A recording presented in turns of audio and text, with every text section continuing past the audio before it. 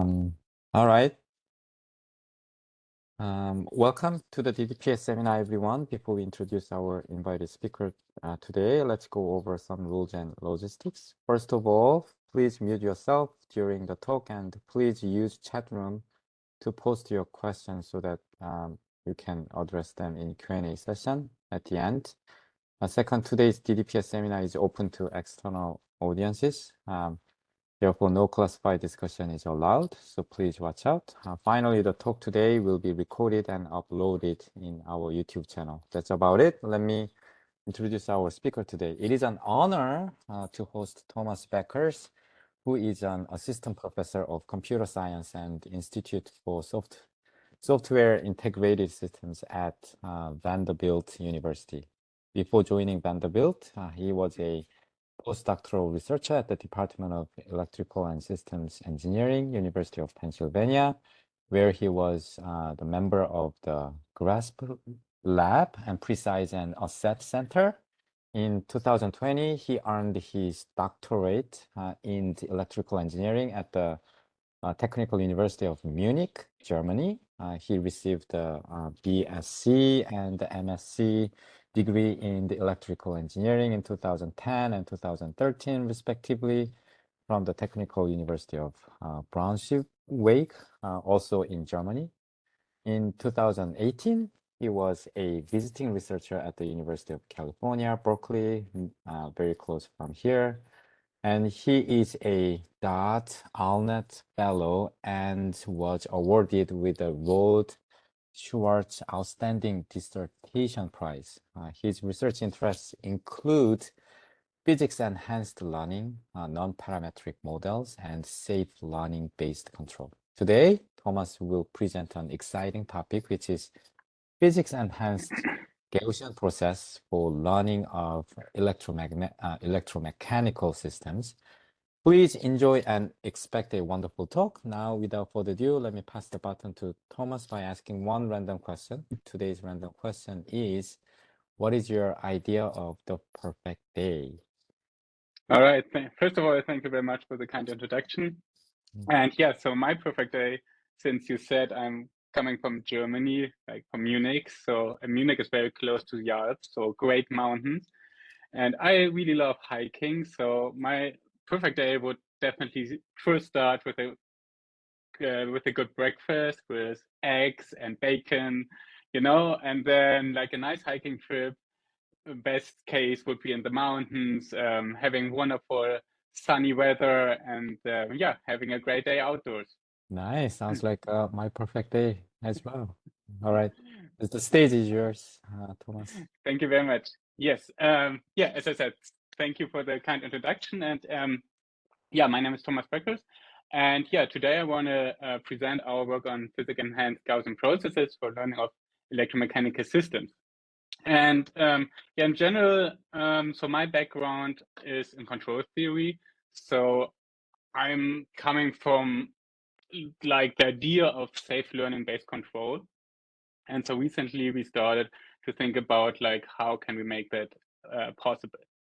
But let me start with the motivation. So when we think about today's systems, then we notice that actually the complexity is more and more growing of these systems. You see here two nice examples of very nice electromechanical systems. So on the left side, there's a humanoid robot from Boston Dynamics, and you see like complex structure and dynamics here.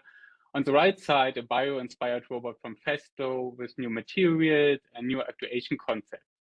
And you can imagine that actually the control of these robots, of these systems, is very challenging. At least it's very time consuming, and it definitely requires expert knowledge. So we have to come up with models of these systems, then with a controller, and it's very, very complex.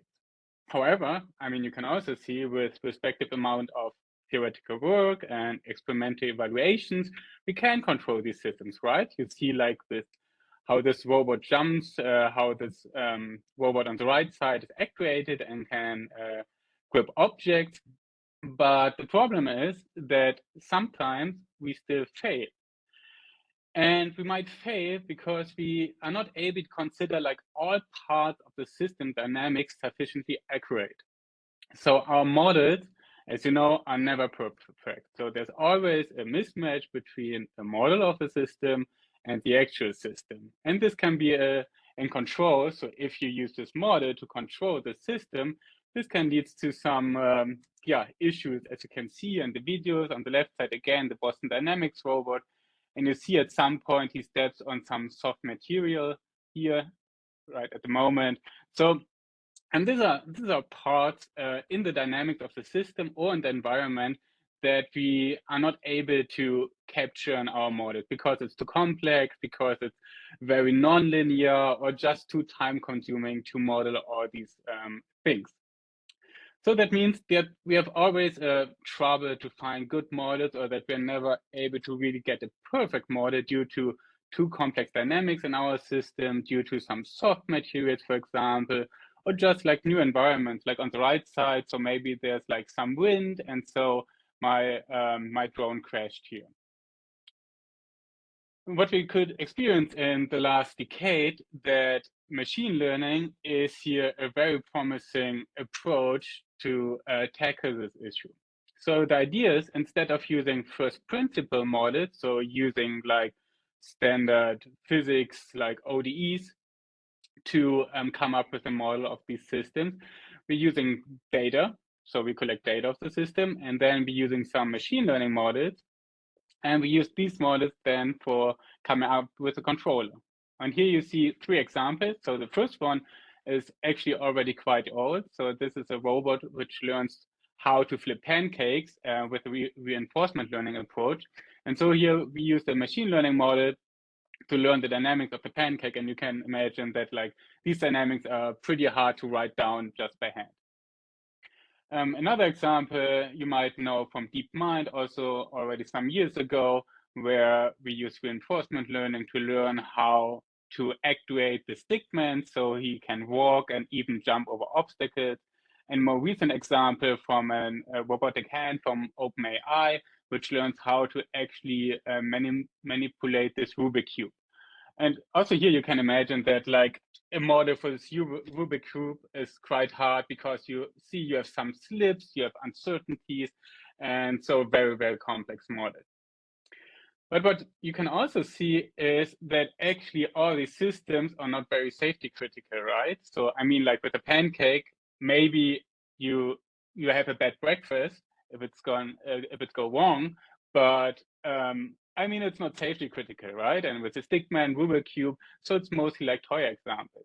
And what's the reason here? I think one of the main reasons is that most of our machine learning techniques so far are mostly black box models, right? So we don't really know when they work and how good they work. I mean, we just hope that if we have enough data, then they're gonna be good enough. So my actually research focus, and so also my research vision, is actually how we can establish safe and robust control of totally unknown, or at least partially unknown, physical systems. Which means that we do not know the dynamics, we don't have a good model of the system, so how can we come up with a good controller? And everything like getting a good controller always is based on having a good model of the system. So, and I think what we need is, first of all, we should definitely include the prior knowledge we have about the system, because especially like electromechanical systems, we have a lot of prior knowledge about it. I mean, we know there are some physics in the background, right? So we have Newton's law, we have energy conservation, and all these physics in the background. So we should think about what we know and definitely include this knowledge as prior knowledge in our learning processes. Then we always have a part that we do not know. These can be some uncertainties. This can be in electromechanical systems, for example, friction, which is really hard to model. So these are typically parts which are not captured by our models, but are in our systems, but we can't really model it. So these are the parts we do not know about the actual system dynamics. And now comes the important part. The important part is to come up with safe control, so to get some guarantees if I can actually control my system or not. And that's a part of that we need some uncertainty quantification. So we definitely need to know what we don't know, right? So that means if you have a model, it's not enough to get some predictions of this model. We also need to know like how certain the predictions are. So can we really trust the model? I mean, in best case, we have a trustworthy model, but at least we want to know in case if our model is not trustworthy, because then we can think about strategies, how to still guarantee the safety, but at least we have to know if our model is trustworthy or when it's not trustworthy. Okay, so, and the outline of this talk is, so the normal pipeline, what we do in control, as I said, is that we have our system here.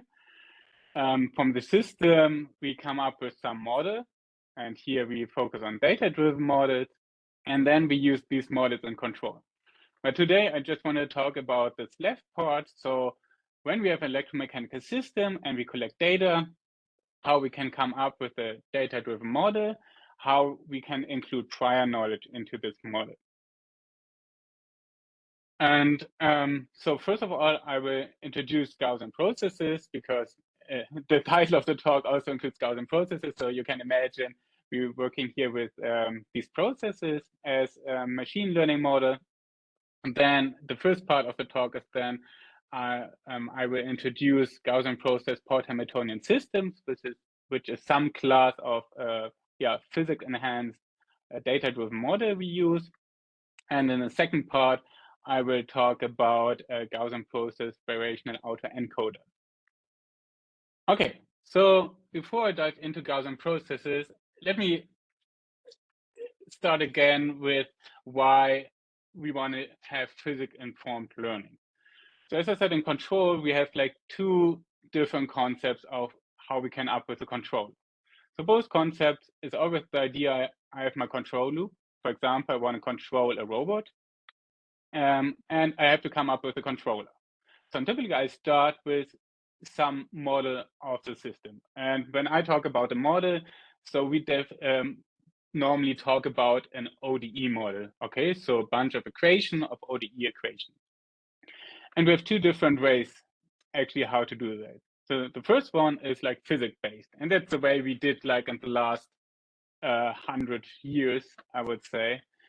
And the right side is learning-based.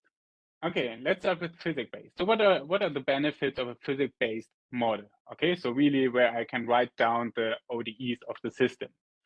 So first of all, it generalized well, right? I can actually evaluate this model on all points, so I'm not focused on a specific area. If I have this model, I can guarantee like some performance and stability properties of my closed loop. So I don't go into the details. So, but in control theory, we have a really strong math background, how we can guarantee specific performance if we know that the model is correct, or at least we know that the model is like almost correct. So if we have some uncertainty quantification, then we can tell you how good this control loop works. The problem is always the model selection. As I said, when we want to model friction, for example, friction is a very complex concept, or just general nonlinearities in our system. So what kind of model do we use here? Or if you think about, which is also like an interesting topic at the moment, like human-robot collaboration, like exoskeletons and so on. So we have the human in the loop. So how can we model the human with equations, right? So this is pretty tough problem. And it's also time consuming. So if you want to get a good model of a robot, of a quadcopter, of whatever kind of system, it's really time consuming. You need expert knowledge and a lot of time to come up with an accurate model. On the other hand side, think about learning-based approaches. So instead of coming up with a physical model, we collect data of our system. And for example, a neural network or whatever kind of machine learning model. And we use this machine learning model then to come up with a controller. And you know, these models are highly flexible. Normally, we just need minimal expert knowledge. So we can, like in the simplest approach, we can just use a standard neural network, collect data using some toolbox, and then we have some kind of model, right? The problem is we do not know how if it generalizes well. So normally we assume, okay, like around my training data, it hopefully kind of works well, but outside this regime, I have no idea what happens actually. And like, as I said, so these are typically black box models. So we just get some output. We do not know how trustworthy this model is. We have no uncertainty quantification. So in this case, we cannot really give stability or any performance guarantee. And so, yeah, it felt kind of natural to think about, okay, how can we bring together the best of both worlds? How can we bring together like the guarantees from physics-based model together with the flexibility of learning-based models? And this was for me the motivation to start looking into physics-enhanced learning.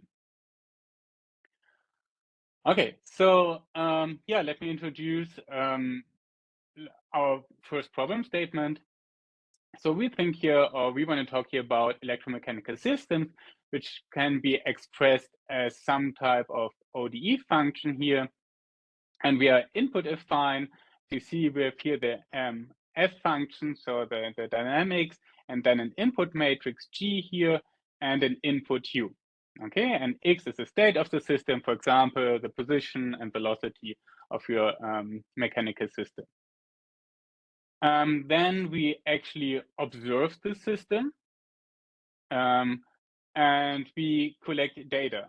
And our data consists of this of a timestamp. So, for example, every second we record the state of the system, and the state can be corrupted by noise. That's very typically, for example, if I have sensors on my system, I always have some noise in my measurement. So we assume we can have here some Gaussian noise, zero mean Gaussian noise on the state measurement. Okay, and then over time, I collect some state measurements, and this is actually my data set. And I also incorporate the input to my system. For example, if I have a motor, this would be, for example, the torque of the motor to the robot.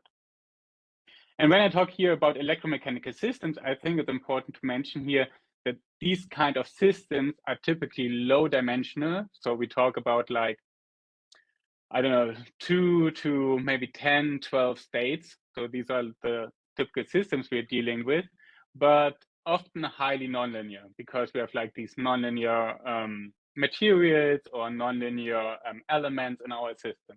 So it's low dimensional, but highly nonlinear.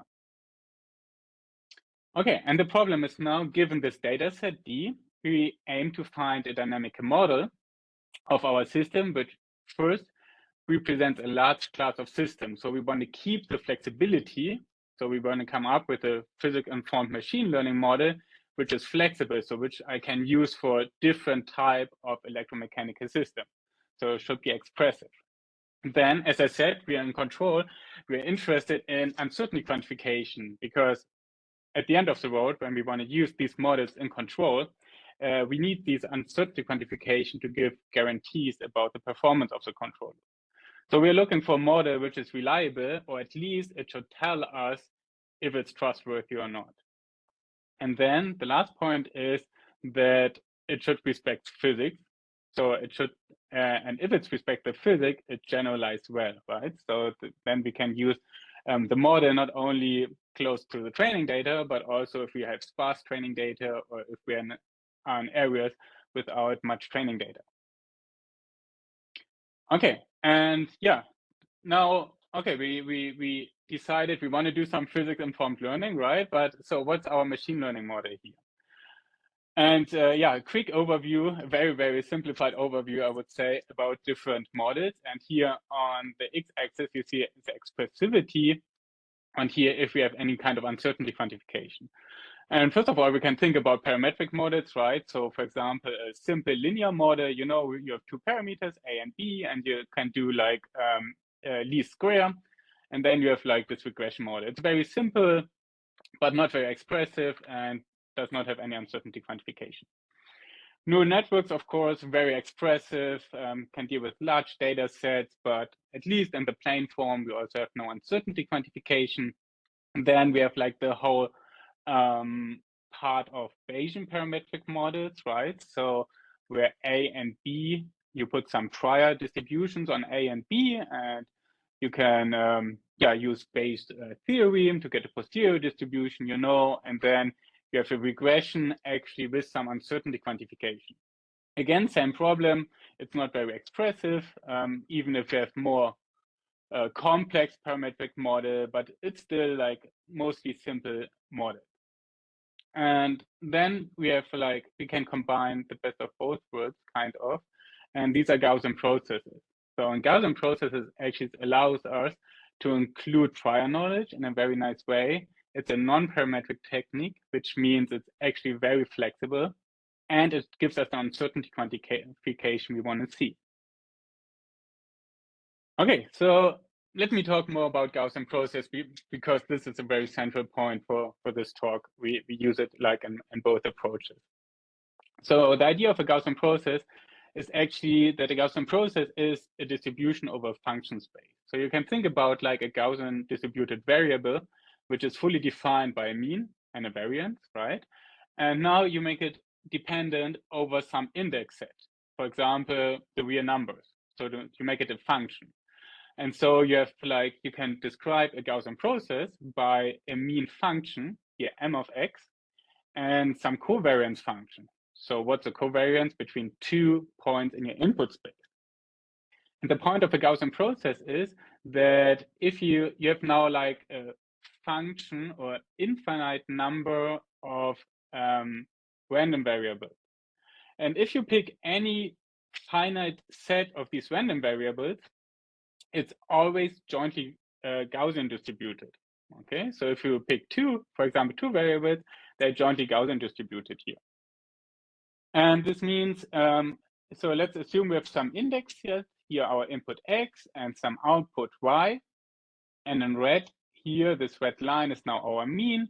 The gray is our uncertainty. And now if we pick like two variables here, random variables, so one at location x1, the other one at location x2. So we have the random variable y1 and y2. So what's now the joint distribution? It's a Gaussian distribution, as I said. And we see here the mean functions and here the covariance function between these 2 points in the input space. Okay, so any finite set of a Gaussian process follows a Gaussian distribution. And now what we can do with this Gaussian process is we can use it for regression. And the idea is the following. So we use Bayes' theorem, which means we start with some prior distribution, which can here this zero mean distribution. Then we collect data. And based on this data, we update the prior and we get the posterior, right? So that's the idea of Bayes' theorem. And that's what we do here. So you see an example here on the right side. When I collect data, I improve my prediction. And what you can see here, again, in gray is the uncertainty. And we have now one data point. And what you can see, the uncertainty here around this data point is decreasing, which makes sense because we have data. So our model tells us, okay, I'm actually very certain here about my prediction. And these colored lines are now samples from the Gaussian process. So each sample of a Gaussian process is a function, it's a deterministic function. And each function is like one possibility, right, based on the data you collected. And what you can see, if you collect more data, your uncertainty is decreasing, which makes sense, right? And all these samples you drew from the Gaussian process coming closer and closer because you're more certain about the actual underlying function, right? And if you have a lot of data, it can be noisy data, and then this uncertainty is very small and you're very certain about your output. Okay, and so if we want to do a prediction, if we have collected data and we want to do a prediction for a new test input x star based on a training set D, okay, capital X is the position of your the input position of your data, capital Y is the output position of your data, then we get we get a very nice analytic closed form solution here. That's also a nice property of a Gaussian process. So you get a closed form solution for the prediction. And again, since it's Gaussian distributed, it's fully defined by the mean and the variance. So what you see here is now the posterior distribution. Okay, so the mean for the output given a test input and your data set D. And what you can see on the right side here, this equation, you see the prior mean, this M function, you see the covariance function. Again, the covariance tells you how related are 2 points in your input space. So I have the covariance between my test input and my training data set, capital X. Then here I have my covariance of the training data, so of capital X. And here my output data, capital Y. Okay, so you see it's a very kind of simple function what you get as closed form solution for the posterior. One of the drawbacks of Gaussian processes you can directly see here. And what you see here is that you have to compute the inverse of this covariance matrix. Okay, and this inverse, the covariance matrix, like the dimension depends on how much data you have. So if you have more data, then you have to take an inverse of a very large matrix. Okay, so there are different approaches how to reduce this, but yeah, I don't want to talk about the details, but normally this is some kind of drawback of a Gaussian process. Okay, and yeah, to think about a Gaussian process, we can also think from a perspective of linear regression. So you can think about that you have some training data. So you want to do a Bayesian linear regression. So you have a linear function. You put a Gaussian prior on the weights, on these W's. You have some measurements of this unknown function, again, corrupted by some Gaussian noise. And then, as we know, I mean, by doing some math in the background, we can come up with this standard expression for Bayesian linear regression, right? So again, it's a normal distribution given our data set, given some input point. The distribution of the output is Gaussian, defined by a mean and by some variance. Okay, so this is standard Bayesian linear regression. And what now happens, or what you can think about the Gaussian process, so what we do is we kind of transform Bayesian linear regression in a higher dimensional space. So you can think about it, for example, it's easier to think about it like from the perspective of classification. So imagine we want to find a linear function to separate like these 2 points, okay, these squares and these circles. Okay, and it's not working like in these 2-dimensional space. But what we can do is we can lift it to a 3-dimensional space, for example, here to this sphere.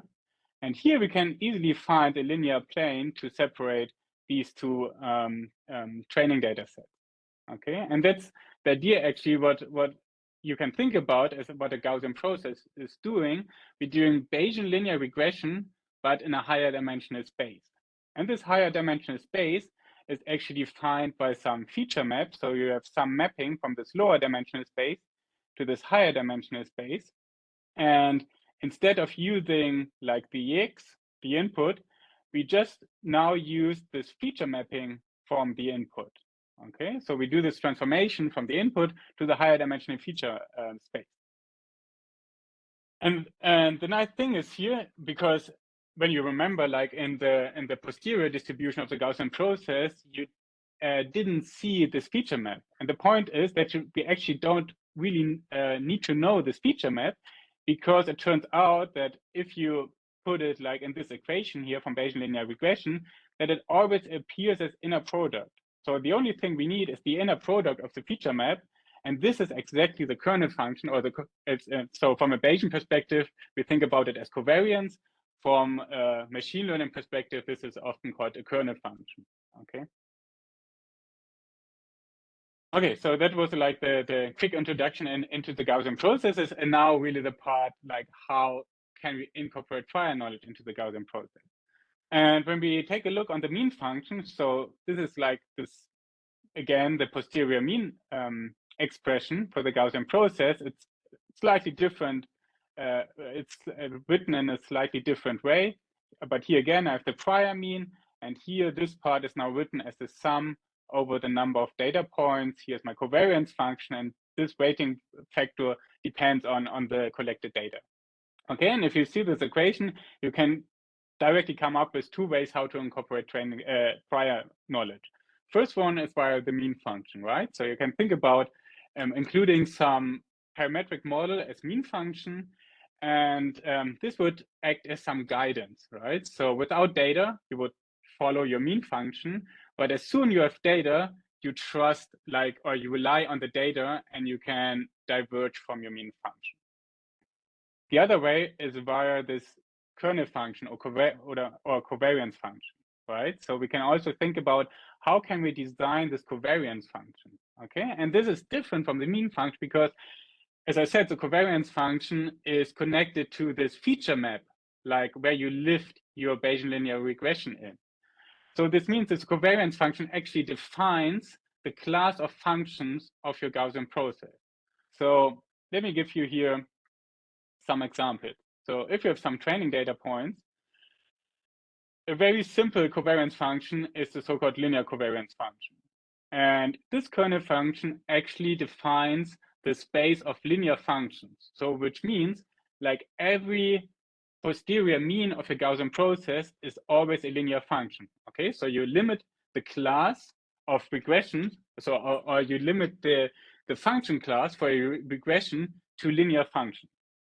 And from the machine learning community, we get many like different kernel functions. For example, the so-called Maton kernel, which defines the smoothness of your function. So you can say, okay, you can reduce your function class to one-time differentiable function or two-time differentiable function, and so on. And also the squared exponential kernel, which is a very popular kernel, which generates always smooth functions. So this is a class of smooth functions, okay? But so far, this is like a perspective, like a function perspective. So what are the properties of your function? But how can we now actually include physics? Okay, so how can we include physics? And the idea is here that we come up with a very general physics model. Okay, and what we chose is the class of Port-Hamiltonian systems. So this is a very general framework how to describe a physical system, especially electromechanical system. And I'm sure you all heard about Hamiltonian systems, and this Hamiltonian system is a specific form of a Port-Hamiltonian system. So Port-Hamiltonian system are some kind of an extension of Hamiltonian system. But it's the same idea. We have some Hamiltonian function, which is like the general energy in your function. But now we have some interconnection matrix. And this interconnection matrix defines the internal flow of your energy. For example, thinking about a pendulum, it would defines like how the energy flows from kinetic energy to the potential energy in the system. Then in contrast to Hamiltonian system, we can also have some dissipation in our system, okay? And this defined by this matrix R.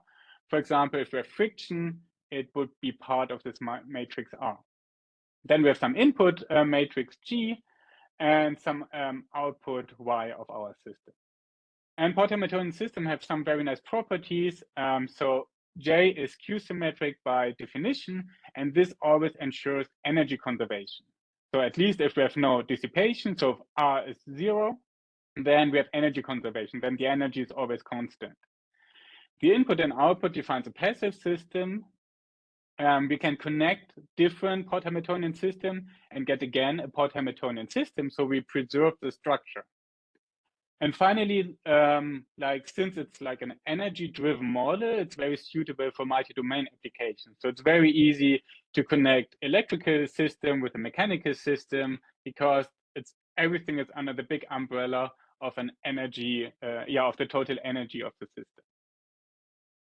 Okay, and our idea now was like that we have data from some kind of physical system, we collect this data, and then we try to learn such a Port-Hamiltonian system in connection with the Gaussian process model. And the idea is that we put a Gaussian process prior on the Hamiltonian. So we use the Gaussian process to learn the energy of the function. And we also do some parameter estimation for these matrices J, R, and G. Okay, so we assume we have no knowledge at all about the energy of the system, but we assume we have some at least structural knowledge about these matrices J, R, and G, which are typically kind of simple. but we can learn parameters in these matrices. Okay, and so we come up with a physics-informed Gaussian process model, since we use like this underlying Port-Hamiltonian systems in the Gaussian process. And what we get here is, you can think about, if we now sample from this Gaussian process model, it gives you some kind of distribution about all possible Port-Hamiltonian systems under this GP prior. Okay, so you can think about, instead of just getting one model, you get like a distribution about models, but each model itself is like physically correct, because there's always this underlying Port-Hamiltonian system. So we will see an example on the next slide. So let me explain the pipeline here. So again, we have our system, we collect states of our system over time. So the first step is what we do, we use some filter to come from the time and state information to state derivative. Okay, so like in other approaches, what we actually need is like, we need the state and the state derivative to do the regression with the Gaussian process. So we can use some kind of filter.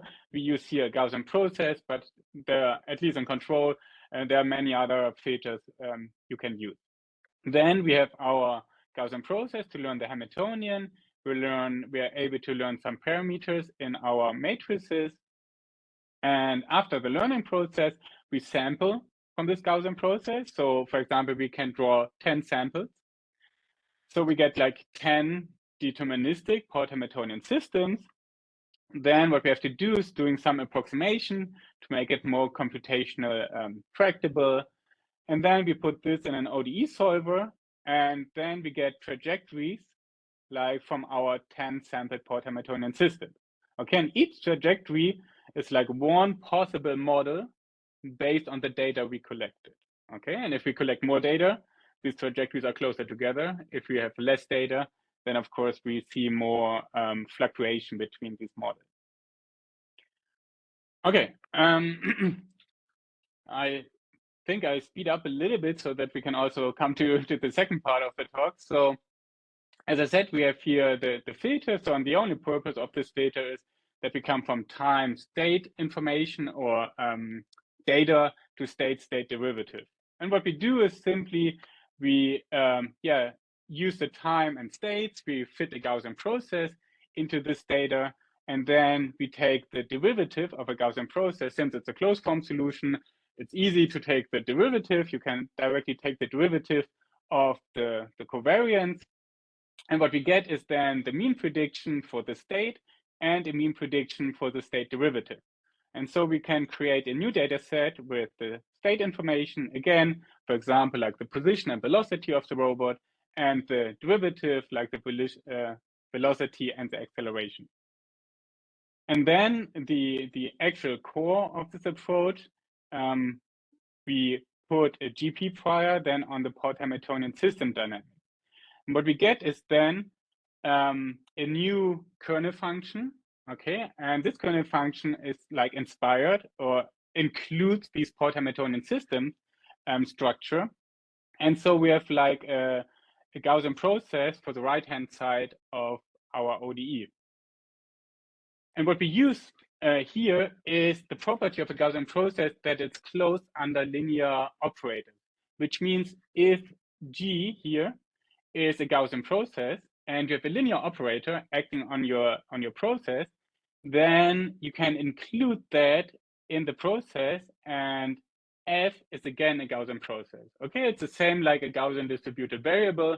If you have a linear operator on a Gaussian distributed variable, like it's again a Gaussian distribution, right? So if X is Gaussian distributed, A times X is also Gaussian distributed.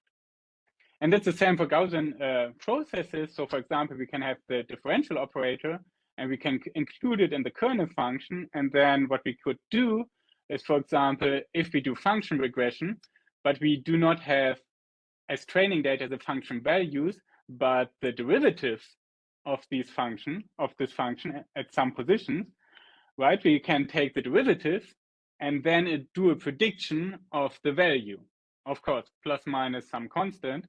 But so we can easily combine everything with a linear operator. And that's exactly what we do for the Port-Hamiltonian system kernel. Because remembering the structure of a Port-Hamiltonian system, so everything before this Hamiltonian function is actually a linear operator. So we have the derivative, we have the multiplication with J and R. So this is a linear operator on the Hamiltonian. So this means here in the center of our kernel function, we have the squared exponential kernel, because we use here squared exponential because we know the Hamiltonian is actually a smooth function. And then we use the linear operator, which is here the J and the R matrix and the derivative with respect to X. And so we can come up with a new covariance function, which now includes this Port-Hamiltonian structure. Okay, and as I said, if we have some unknown parameters in our matrices, J, R, and so on, we can actually treat these parameters as hyperparameters in the learning process. Okay, so we can learn it. So in Gaussian process, you use the log likelihood function, you optimize the log likelihood function to get the parameters which describe best our data. And so you can treat all parameters as hyperparameters, and then we come up with this kernel function, which is actually a distribution over Port-Hamiltonian system. Okay, so this was the learning part. So this is pretty nice, I think, because it's a closed form solution for everything. Then for the sampling, after we collected data and we did the learning, now to get actually predictions from your model, so what we do is we now have to sample. So, and the simple way would be to sample now from this Gaussian process, which would give you a deterministic function for the right-hand side of your ODE, okay? This would be one sample of your Port-Hamiltonian Gaussian process. And so you could use this model, put it in an ODE solver and get the trajectory. However, this is kind of computationally costly. I don't go here into the details, but what we do is then, instead of getting the entire right-hand side, we learn or we sample the Hamiltonian. Okay, so we do not get a sample from the entire right-hand side of the ODE. We just sample a Hamiltonian.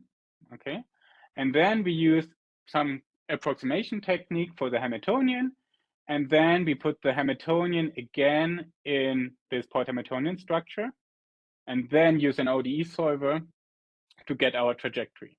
Okay, so the takeaway message is here: we sample the Hamiltonian from our model, and we put it in the structure, and then we have a nice ODE model, so a deterministic model for each sample. We can put in an ODE solver, and we get a trajectory.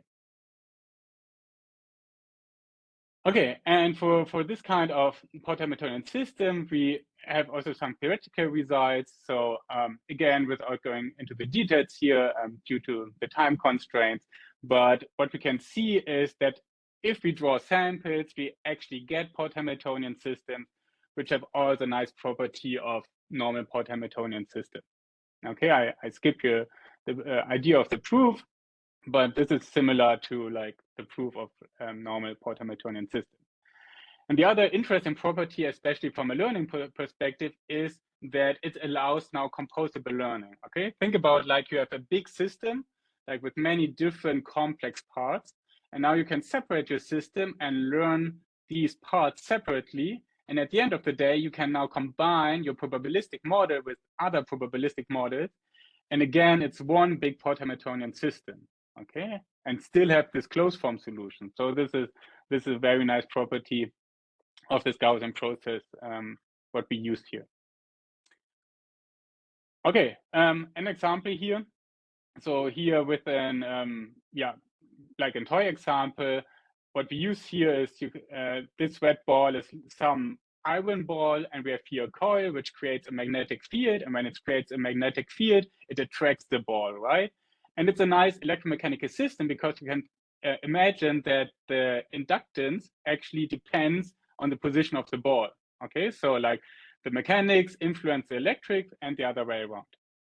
But so what happens if the ball rolls around and we turn on this inductance or this coil?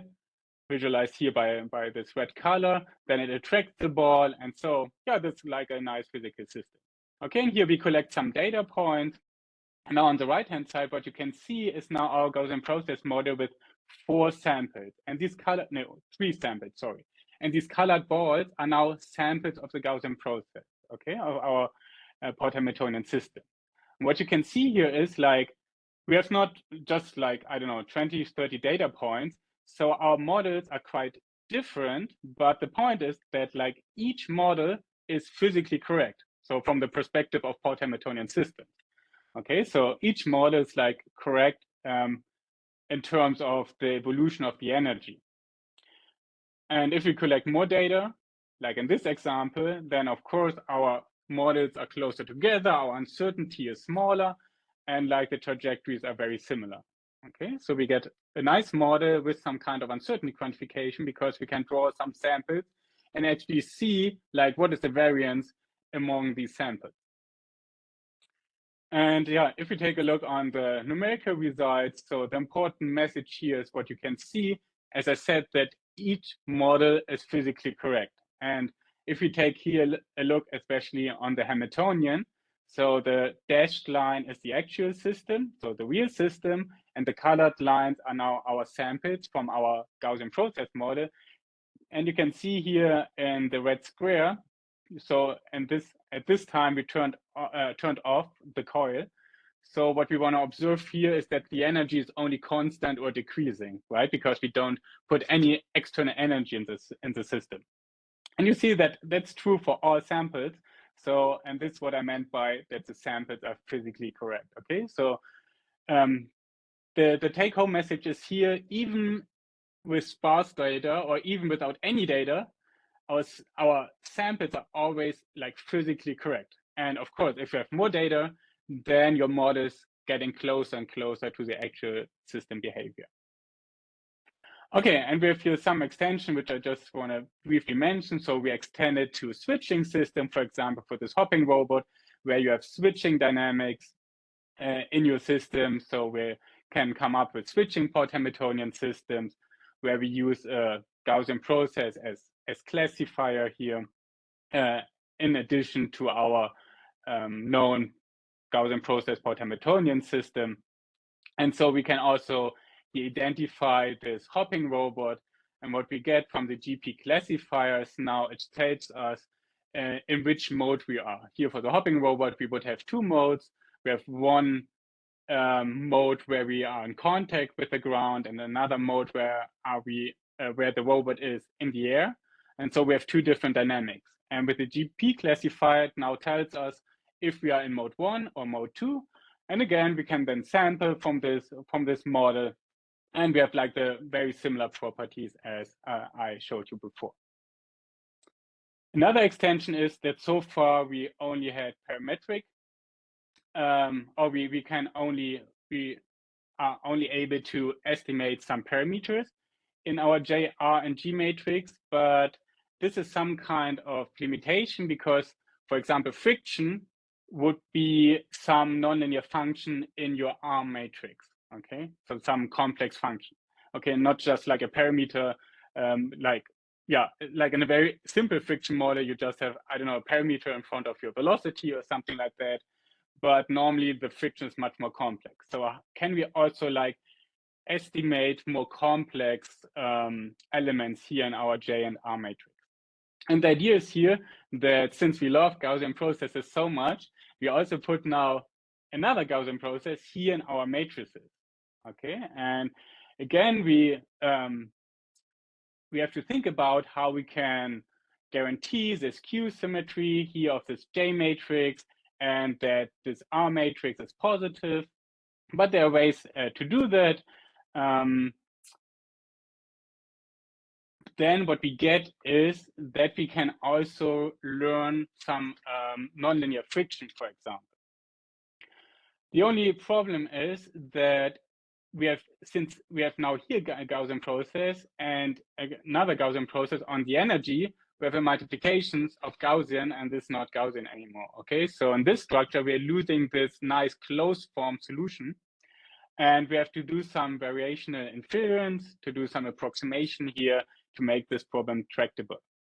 But then we can come up with a fully Bayesian model, so where we not only learn the energy of the system, but also, for example, the friction of the system. And here another toy example of a pendulum, which goes here through some water bowl. And so we have some friction as soon as the pendulum is in the water, which is like highly nonlinear, depending, of course, on the properties of the water, on the shape, and so on. So we collect data here on the right side. You see the phase diagram, so the angle of the pendulum and the angular velocity. In red, you see the actual, the real system trajectory, and in yellow now the learned system trajectory. And the green spots are data we collect, so we collect more and more data.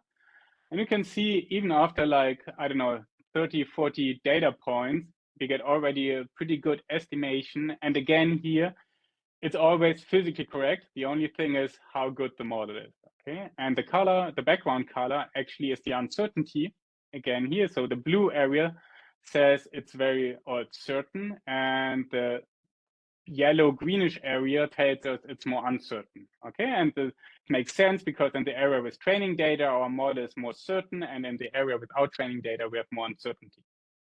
And here you see, again, the black line is our model, like that. This is the energy over the time. And again, we are always like physically correct in terms of the energy, because the energy, is always decreasing over time. Okay, this was the first part. The second part, I try to compress it to that we can also talk about this. So the first part was about Port-Hamiltonian systems. The second part is also, again, bringing together physics and Gaussian process, but in a very different setting. Because so far, we assumed we always have state measurements, right? So we have some sensors on our system, for example, position sensors, velocity sensors, and we get these state measurements. But what if we have like more high dimensional inputs, for example, video, okay? So imagine you have a pendulum and you take a video, and now we want to learn like these dynamics, okay? So we have a high dimensional input. And yeah, the goal is here now using videos of your system that we want to learn a low dimensional latent space. Because, for example, with a pendulum, we know we can actually represent the dynamics like with two states based on these videos. And of course, we want to again have that these latent space is physically correct, so respecting some prior knowledge, and we want to have our uncertainty quantification. Okay, and the motivational example is here. Imagine that we have a car. So we have a video of a car, for example, going over a bumpy road, okay? And we want to learn a low dimensional representation for these video frames, okay? And we can actually express such a video frame by two variables, the position, so the vertical position of the tire and the vertical position of the car itself, okay? But the thing is, again, here are some physics in the background, right? So there is a coupling between the position of the tire and the position of the car, right? There are some dynamics here based on a spring and the damper, right? And so we think about how can we actually make use of this prior knowledge. So maybe we know the dynamics of the car, right? Because we designed the car. But what we don't know is actually the external excitation of the wheel, okay? So how can we include this prior knowledge about the dynamics, about the coupling of the wheel position and the car position? And so we were thinking about like a physics-enhanced variational autoencoder to learn this low dimensional latent space. And yeah, a variational autoencoder, I think I don't have to talk too much about it. I think you all know how it works, right? We have some high dimensional input data. We have a network which compressed this data to low dimensional space. And since it's a variational autoencoder, not a classic autoencoder, so what we get is some latent distribution. So not a single point, but a distribution in this space. Then we sample from this distribution. And then we have our output decoder, and we try to learn or train our neural networks so that at the end we can reconstruct the input through this pipeline, right? And then we learn this low dimensional representation from this high dimensional space. And that's exactly now what we do, but now with the Gaussian process. So the idea is that we not only have one picture, but we have a video, right? So we have a video, we have like a picture over time. And we use now a Gaussian process to describe actually the evolution of the object's position over time. Okay, think about like a simpler example than the car. Think about a ball. Okay, so you have a video of a ball, right? And so you can actually represent like each frame by an X and Y position of the ball, right? So what we do is we have again an encoder network which compress like this high dimensional picture or frame to the X and Y position, or like a distribution for the X and Y position. And then we have here now, since it's evolution over time, right? Because the ball is flowing, it's going through the air. So it's like an evolution over time. We have now a Gaussian process here because we have like a different position over time, but there's some correlations between the position, right? So there's not like random, but so we would, for example, here assume a smooth trajectory, for example, for the ball. So that's why we can use here a Gaussian process, which actually describes the position of the ball over time. Then we sample from the Gaussian process, okay? And again, we use an output decoder, and we train this entire network so that the output reconstructs the input. Okay, so that's kind of the same idea of an autoencoder, but now like with an evolution over time, where instead of having like a Gaussian distribution, we have again like this Gaussian process to capture this evolution over time. Thinking about the physics now, how can we include the physics? And that's now the last step. What we do here is when we know that, so this movement of the ball is not like arbitrary, but follows some dynamics. We know that there might be some, or there is some unknown excitation, but there are some dynamics in the background, right? So like gravity and like this stuff. And now we're using these dynamics again to come up with some kind of physics-inspired kernel. And we use this kernel function in the Gaussian process, okay? You can think about that we again define a class of possible solutions of possible trajectories for the ball flying through the air. They are not arbitrary. We know they're following some physics, and we reduce the class of possible solutions in the latent dynamics based on these physics.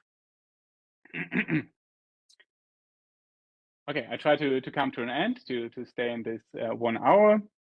But so the goal is to find the latent dynamics. Okay, so we want to find a time series, which are the positions of the ball. Here, this Y. And the dynamics should be expressed by some linear dynamics. Okay, for example, gravity and so on. So we have some knowledge about, or this is our prior knowledge, that there are some linear dynamics in the background, which gives our output, but we do not know this unknown unknown excitation of our system U, for example, the bumps in the road. And what we do is we can write down the joint distribution, so the joint distribution between the video frames and the latent dynamics. So the video frames are described by a large vector, V here. We deal here with black and white videos. And the latent dynamics here, Y. And this is pretty much what we do with variational autoencoders. The interesting point is here that you see here, the first half, we use a Bernoulli distribution for modeling these pixels, the black-white pixels. And on the right side, you see again, now this Gaussian distribution over time. And again, this K function here is our covariance, which is this physics-enhanced kernel function, okay? And now thinking about this kernel function, it's slightly different, or it's actually a big difference to our physics-enhanced kernel before, because in the Port-Hamiltonian framework, we learned the right-hand side of an ODE, and then we put it in the ODE solver. here we directly want to generate the solution over time. Okay, so because like this GP defines or gives us the trajectory over time. And so what we want to learn is the trajectory of the object over time, which means we have some dynamics in the background. As I said, we have an input, which is unknown to us, comes into the dynamics. We get an output, and so the output defines the position of the object. But what we can do, if it's a linear dynamics, we can again write it as a linear operator. Okay, so the linear dynamics, you can express it with the Green's function. And if you use the Green function with convolution on the input, you get the actual trajectory over time. So everything here is again a linear operator on the input. Okay, and same idea. We can now include this in our kernel function. So you see here this KU1 to KUM are kernels functions. So again, for example, squared exponential functions on our input. And then we have here this linear operator, this G function, the Green functions, and the convolution, the integral. Okay, and so now the samples of my Gaussian process are solutions of my dynamical systems. Okay, so trajectories of my system. And we did it for a simple system. Here we assume we have a video of a particle, which has some mass spring damper dynamics in the background, and we have some external excitation of this particle. And so this particle is like floating around. So this is a video we actually observe from the particle. Okay, and so we collected a bunch of videos. I think we used here 50 videos from this particle. And then we put this particle into the variational autoencoder pipeline with the prior knowledge of the dynamics of the background, but the GP is then able to learn this unknown excitation of the particle. And what you can see here are two examples, now two new inputs. That's original, so the dark color means here that's a start. So this particle would do like the circle motion, and the light color means that's like the endpoint of the particle. And on the left side is the input, so the original. On the right side is now the reconstruction from the decoder network. And in between is now the latent dynamics. So the crosses are the ground truth. So that's like the actual dynamics, which we know here in our toy example, but usually it's unknown to us, right? And the red and blue line are now the predictions for my Gaussian process, okay? And you see we have very nice predictions here with the uncertainty bounds from the Gaussian process. And what you can see if we compare it to like the vanilla approach, which means you just throw a Gaussian process on the entire system without any prior knowledge, you see now the difference. So the first row is using a standard Gaussian process to learn everything. So without the prior knowledge, just using a Gaussian process. Again, the crosses are the ground truth. The lines are now the predictions of the Gaussian process. And we just use training data in the first 30 microseconds. What you can see is that, first of all, like just using the vanilla GP, after some training steps, the actual prediction is not very good. And what you see, the uncertainty is totally increasing when we're in an area without training data, which makes sense, right? Because like without training data and without prior knowledge, we don't get a good prediction. But in the second row with our physical inspired model, so we get a better prediction with the same amount of data. And you can see it generalize very well in the area without data. So in the area after 30 microseconds.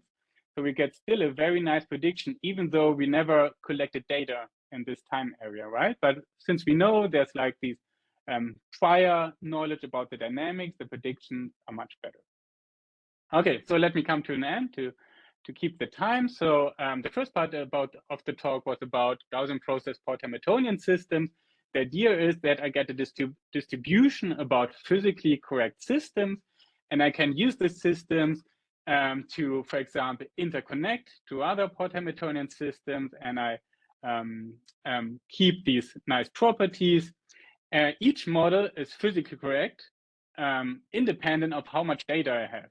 So even with less data, it's correct, but maybe very bad. But then I have the uncertainty and feedback, and I know it's bad. But with more data, I get more and more certain, and I know that now I have a good model at the end. The second part was about the physics-enhanced Gaussian process variational autoencoders. Here, the idea is like having a high-dimensional input, like a video, and using prior knowledge about the dynamics of the object to describe the position over time of this object. And using this prior knowledge, we can improve the prediction quality and make it more data efficient, the whole process. And what's interesting, but what we haven't done so far is, like, if you train this pipeline, you can actually create new videos, right?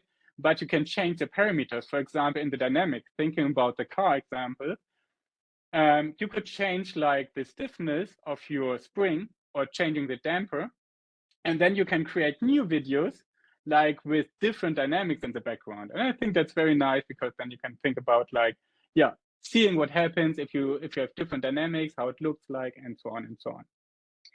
And yeah, here I list some of the papers which covered these results, and my website and my email. Thank you very much. Well, thank you, Thomas, for the nice talk.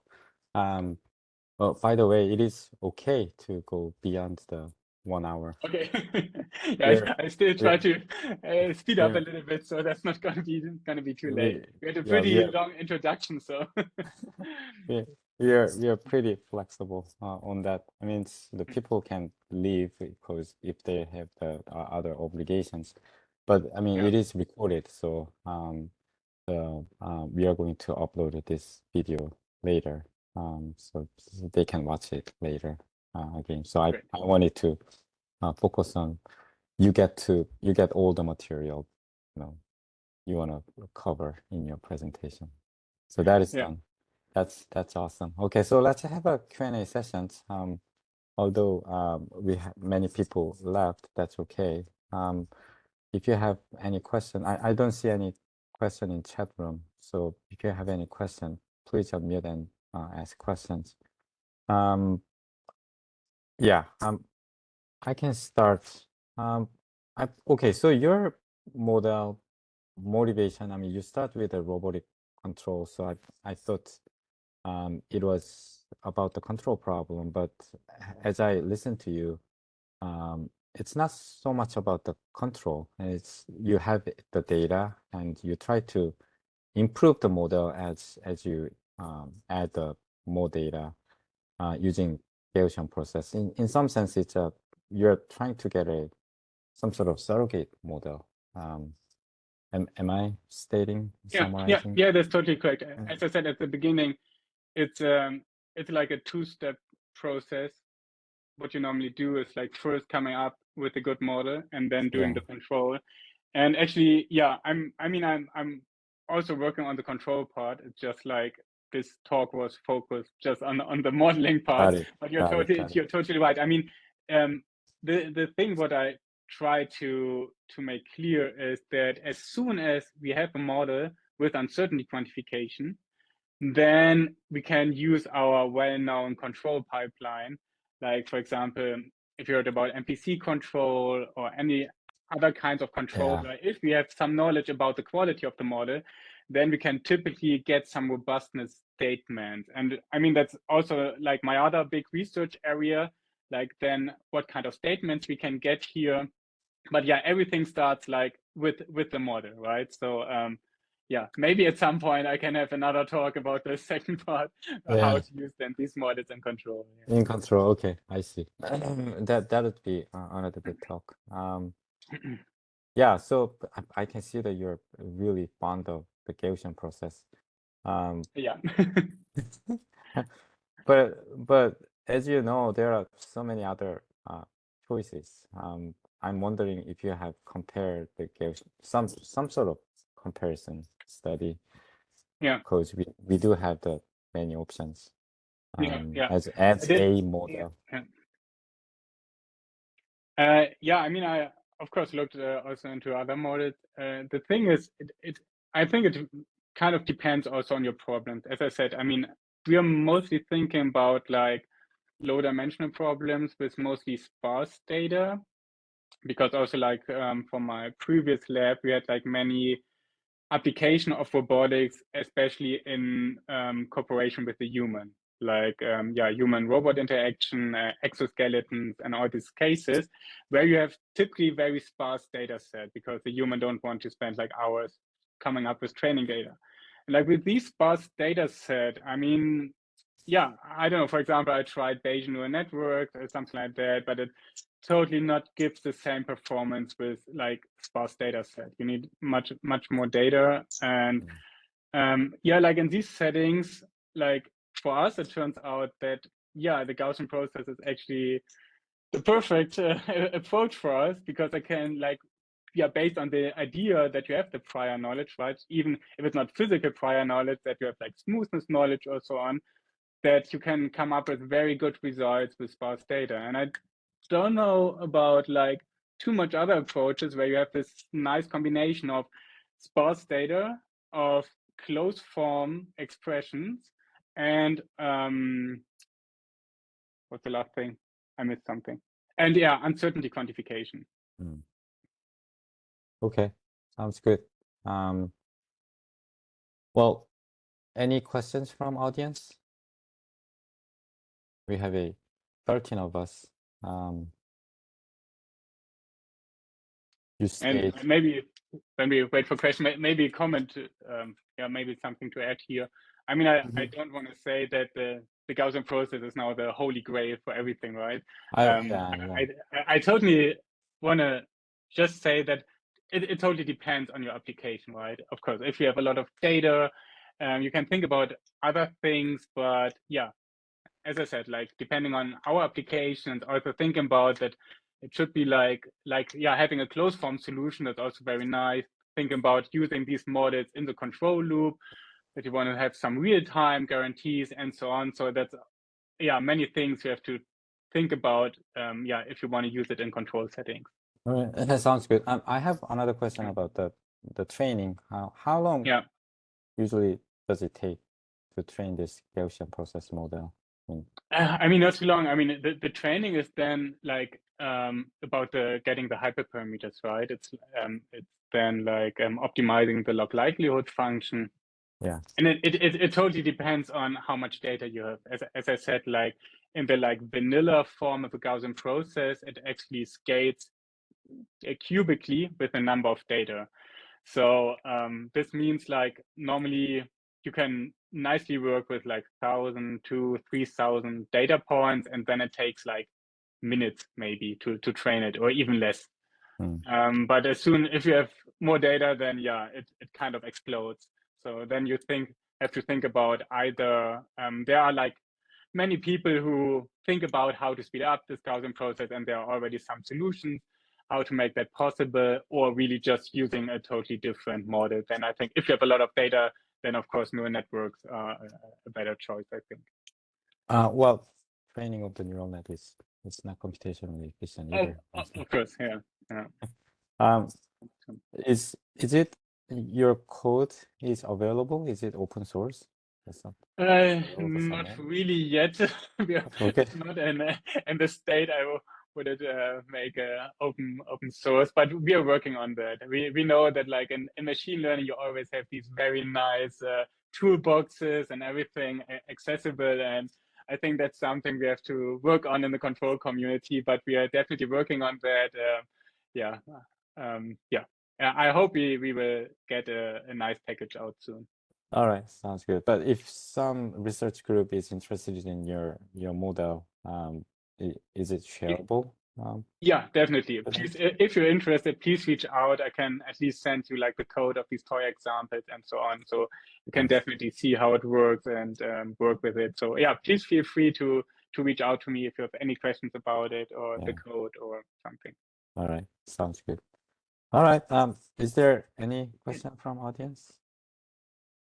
Well, if not, let's thank our speaker Thomas for the wonderful talk and nice Q&A sessions. Well, thank you, Thomas. It's really a pleasure to have you here. Yeah. Perhaps we are going to invite you again for second talk for the second talk. for the Yeah, control that would in be near great. future. All right, sounds good. All right. Okay, let me stop the recording.